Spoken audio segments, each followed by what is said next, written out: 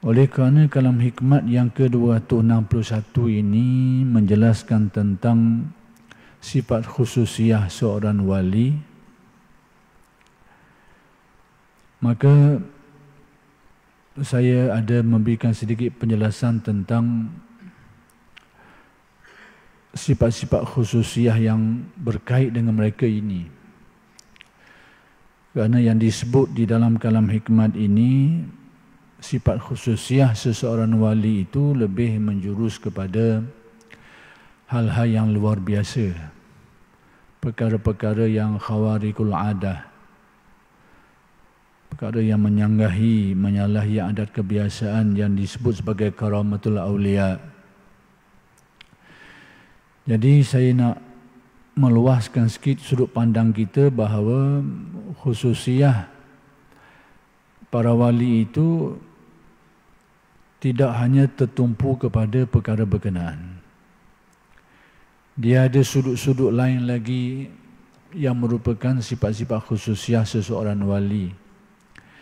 Dan perkara-perkara seperti ini baik dan perlu untuk kita sama-sama tahu tentang perkara ini, sebab antara sebabnya kenapa perkara-perkara ini saya rasakan benda ini perlu diketahui.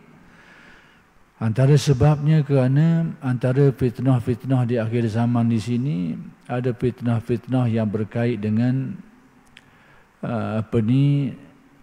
menggunakan hal-hal keagamaan untuk mencari pengaruh, pengikut dan sebagainya. Termasuklah pengakuan-pengakuan dan dakwaan sebagai seorang wali.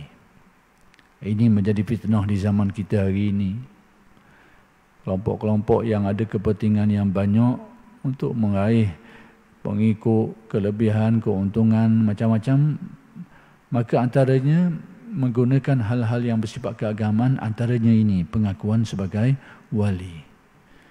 Jadi, dan ternyata secara kenyataannya sudah banyak kali berlaku orang-orang ramai ini tertipu, terpedaya dengan golongan-golongan yang mengatasnamakan kewalian itu, lalu mengambil kesempatan untuk kepentingan-kepentingan sendiri dan sebagainya.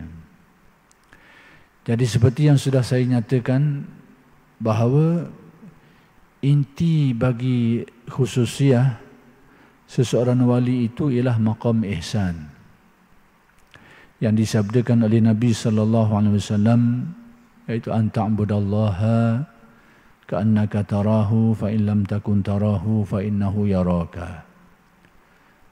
Iaitu engkau beribadah kepada Allah seolah-olah engkau melihatnya. Sekiranya tidak demikian, maka engkau meyakini Allah Ta'ala melihat dirimu. Jadi ulama-ulama tasawuf telah mengeluarkan dua istilah daripada hadis ihsan ini yang mereka sebut dengan nama pertama sekali musyahadah, yang kedua muraqabah. Dua-dua ini berkait rapat.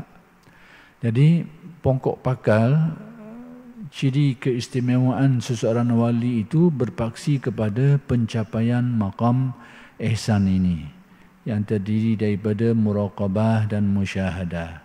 Baik, cuma saya nak perincikan sikit lagi cabang-cabangnya itu. Dan di sinilah perkara yang perlu kita fahami dan teliti. Antara cabang-cabang sifat kewalian ini ialah tentang keikhlasan.